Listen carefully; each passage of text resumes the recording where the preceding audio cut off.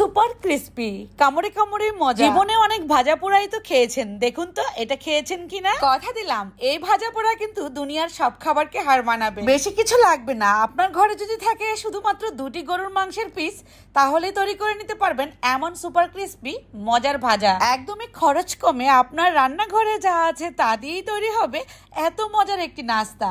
তবে আর কথা কেন, চলুন দেখে নিন। এর জন্য আমি 2 মুঠো পরিমাণ মুসুরের ডাল ধুয়ে নিয়েছি। 3টা গরুর মাংসের পিস এভাবে করে ছোট ছোট কিউব করে নিচ্ছি। এখন বলবো, আপনারা যদি গরুর মাংস দিতে না চান সেক্ষেত্রে কিন্তু চিকেনটাও দিতে পারেন, সম্পূর্ণটা আপনার ইচ্ছে। এবার একটা পাত্রে মাংসগুলো দিয়ে দিচ্ছি। 2 মুঠো পরিমাণ মসুরের ডাল দিয়ে দিচ্ছি। এখানে যে পরিমাণ মাংস আর ডাল আছে সেই অনুপাতে লবণ দিলাম। 1 কাপ পরিমাণ পানি দিয়ে লো হিটে 15 মিনিটের মতো সেদ্ধ করব। এর মধ্যে কিন্তু ডাল গলে যাবে। আর এদিক থেকে 1 কাপ পরিমাণ মসুরের ডাল ভিজিয়ে রাখলাম। দেখুন 15 মিনিটের মধ্যে কিন্তু ডাল একদম গলে গিয়েছে আর মাংসটা পুরোপুরি সেদ্ধ হয়ে গিয়েছে। এবার ঠান্ডা হলে আমি যে ডালটাকে ভিজিয়ে রেখেছিলাম এই ডালটাকে ধুয়ে তারপর ব্লেন্ডার জারে 2-1 বার চাপ দিব। অত বেশি মিহি করে ফেলবো না, জাস্ট 2টা চাপ দিব। এর মধ্যে দানা দানা থাকবে, ঠিক এমন ব্লেন্ড করে নেব। এই তো ব্লেন্ড হয়ে গিয়েছে। এবার ঠান্ডা করে রাখা গরুর মাংস আর সেদ্ধ করা ডালের মধ্যে এই ডাল বাটাটা দিয়ে দিলাম। ডাল বাটার জন্য সামান্য লবণ দিলাম, কাঁচামরিচ কুচি 4-5টা দিলাম, আদা রসুনের পেস্ট 1 টেবিল চামচ পরিমাণ দিচ্ছি, হলুদ গুঁড়া, মরিচ গুঁড়া, ধনিয়া গুঁড়া এগুলো 1 চা চামচ পরিমাণ করে দিচ্ছি। এখন দিব যে মশলাটা, এই যে সেটা হচ্ছে গরম মশলা, শাহি জিরা, ভাজা জিরা সবকিছু একত্রে একটা কাবাব মশলা তৈরি করেছি, সেটা 1 টেবিল চামচ পরিমাণ দিলাম। ধনিয়া কুচি দিয়ে দিলাম সামান্য, 1 কাপ পরিমাণ পেঁয়াজ কুচি দিয়ে দিচ্ছি।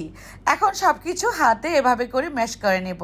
খুব ভালোভাবে মিশিয়ে নিতে হবে যাতে করে মশলাগুলো মিলেমিশে যায়। খেয়াল করুন আপনারা কত সুন্দরভাবে কিন্তু এটা একটা ভর্তার মতো হয়েছে। এখন জাস্ট হাতে নিয়ে শেপগুলো তৈরি করার পালা। হাতে এভাবে করে নিয়ে আপনাদের পছন্দ মতো করে শেপগুলো তৈরি করে নিতে পারবেন। আমি ঠিক এমন ডিমের মতো করে নিচ্ছি। এই তো এখন এই ডিমটাকে এভাবে করে পেঁয়াজের মধ্যে গড়িয়ে নিব। দেখতে সুন্দর লাগবে আর অনেক বেশি ক্রিস্পি হবে, সুন্দর ফ্লেভার আসবে এই বড়া থেকে। সবগুলো বানানোর পর আমি এবার ভাজতে চলে যাব। আপনাদেরকে কিন্তু একটা বানিয়ে দেখিয়ে দিলাম কতটা লোভনীয় হয়েছে এই বড়াগুলো। সসের সাথে বিকেলের নাস্তায় জমে ওঠার মতো নাস্তা হচ্ছে। আবার চাইলে কিন্তু আপনারা এগুলো বুনা খিচুড়ি, পোলাও, গরম গরম ভাতের সাথেও খেতে পারেন। আমি এবার তেলে ভেজে নেব। তেলটাকে পর্যাপ্ত পরিমাণে গরম করেই নিয়েছি।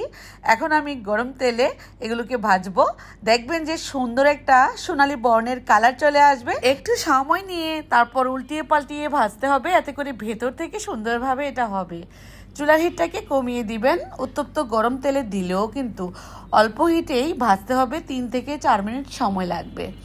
সবগুলো ভাজা হয়ে গেলে আমি নামিয়ে নিচ্ছি একটা সার্ভিং ডিশে। কতটা লোভনীয় হয়েছে এই নাস্তা, এটার তো তুলনাই হয় না। এটা বিকেলের জমজমাট নাস্তা হতে পারে। ট্রাই করবেন একবার হলেও। কুরবানির গরুর গোশত ফ্রিজে রেখে না দিয়ে ঠিক এভাবে অল্প অল্প করে বানিয়ে খেতে পারেন। কেমন লাগলো রেসিপি কমেন্টে লিখে জানাবেন। ভালো লাগলে বেশি বেশি করে শেয়ার করে দিবেন। আজকের মতো বিদায়, সবাই ভালো থাকবেন। আল্লাহ হাফেজ।